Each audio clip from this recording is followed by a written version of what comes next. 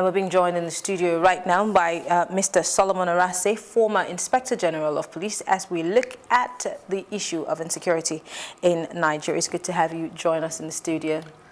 It's good to see you out of uniform, actually. Thank you very much. All right, so let's start by talking about the killings that have been happening in the country. I always like to use the term that if this Nigeria was a page and you just, turned your pen, wherever it faced, there was some form of insecurity. We have court clashes, banditry, kidnappings, insurgents, you can name it. And what we wonder, it seems like the police is a bit overwhelmed. Well, let me say quickly that there is no society that is crimeless. You always have crime, being committed one way or the other. It is when it becomes so prevalent that it becomes very, very disturbing. People will start wondering if the law enforcement agencies they have the capacity to deal with the issue. I don't think that the police is overwhelmed. They have challenges, both internal and external challenges. I think those are the issues we should be looking at. How can we strengthen the internal security architecture of the country? The police alone cannot do it, as an organization. So you have to look at how do you assist them to get these things done. The strength of the police force as at now is less than 400,000. And if you look at the security space, it's so expansive and vast that you don't expect, security people to be, So that calls for, some synergy between some strategies that can mitigate. But there have been calls by several states. I mean, we talked about the issue of state policing and it was kicked against. I don't know if you were for it at the time when you were IG. There are also states like Lagos who have already had something like neighborhood watch. River State also has it. But then there are critics who say, oh, these people are recruiting soldiers for themselves to help them, either rig elections or work in their interests. So if we have these formations sort of set up in different states, would it not somewhat help prop up the police, because you're saying they're understaffed and the strength is really meager? Yes, the argument can be for and against, state police. You look at a system and you say, you take some comparative, studies of what has happened in other countries.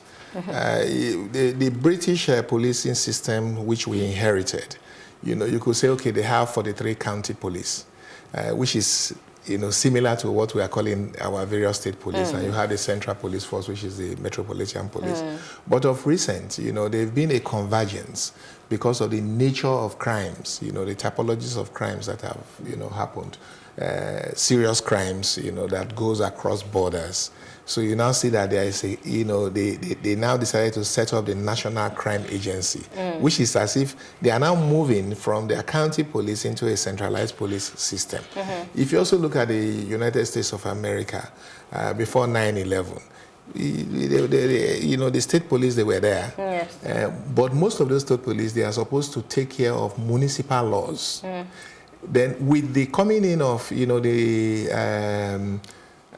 when the bombing happened, you now had, when the Arase said they were going to form a national system where they will be able to have information coming into a central system for people to be able to disseminate. Talking about that information gathering and more like a data bank, we don't have that in Nigeria. and the police is supposed to have some form of data bank, even if, because you see, you go to get a driving license, you give data. You want to get your international, what they call it, national identity card. You do the same thing. So we drop data. Why can't we harness it? Because we have cell phones and SIM cards that have that information. Is there no way? Because that way, you could use forensics to do what the crime scene analysis. It makes it a lot more easier, and it's not rocket science. So why are we not there yet? We are doing it. It's just that most of our security agencies, you can say, they have not been sustainability. I remember when I was the Inspector General of Police, the President gave, the go-ahead for us to harvest the data from NIMSI, the the National Identity Agency, merge it with that of INEC, merge it with that of the banks, and have a database. We were at the process of doing all that before I exited. So what happened to it? Sustainability continuity of policies. So that is where we have the problem. In a country where you have constant changes, there must be a way of saying that there shouldn't be policy somersaults. There must be things that you must ascertain that, even if I move on, the next person who is coming should be able to sustain those policies. So it's a cultural thing with us in this country. But it's difficult for us. It's one thing to be able to get that done in the police force, but we also see that in our leadership. There's no continuity, yes, and that sustainability is not there. So it's going to be difficult to do that in the police force. But let's talk about the issue of the police. Somebody came up with that whole police is your friend. Unfortunately, at this point, we don't think that the police is our friend, and I'm sure I'm speaking for a lot of people right now, because people are being gunned down at random, People are being harassed because they're carrying cell phones that are a bit too expensive and they don't think that they should afford it. Is that what policing is? No. I have watched a documentary on how Scotland Yard works. I have been to a police training school, Otobabasi in Calabar. Yeah. I know how these things work, but I don't know if it's part of your training to do what is being done right now. It's not part of the training. There is what you call policing culture. The policing culture that we inherited from the Brits was that that was the Irish model of policing.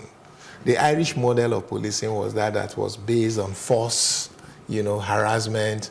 Because if you look at the way the police force, came about in Nigeria, it was a force, it was an occupation force that the British used in occupying our, security space. So the missing link is that when we now got independence, we should have been able to incorporate the best international police practices that the British people they imbibe, which is citizens' consent.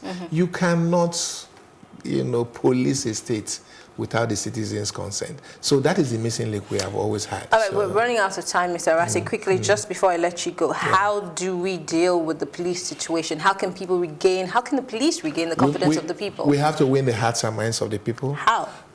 Well, by integrative policing. Community policing, building it up from the local government to the state government to the federal government.